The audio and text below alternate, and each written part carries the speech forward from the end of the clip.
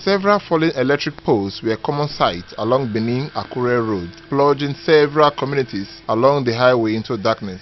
Indigenous of the affected communities, including Eko-Abetui, Iguikwinmwin and Iguovemwen, all in Ovia Northeast local government area, said the recent downfall is responsible for the falling high-tension cables. The indigenous who are thankful to God that no life was lost as a result of the falling high-tension cables, however, said that socio-economic activities in the area have been grounded owing to the absence of electricity. They appeal to concerned authorities to urgently come to their aid by tying the various communities back to the national grid. We have been complaining seriously about it.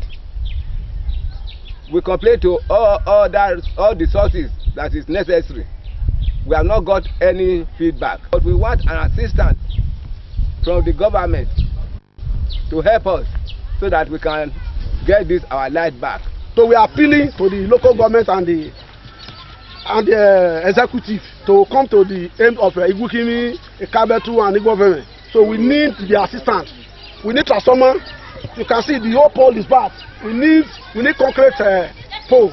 So we are appealing to come to our aid to come and rescue us. Urupana okbe no ke ame complain and ke give a complaint my government. Mama he reply. No wala wo dem no tell na so lo pa we ma say come ade gbo ma.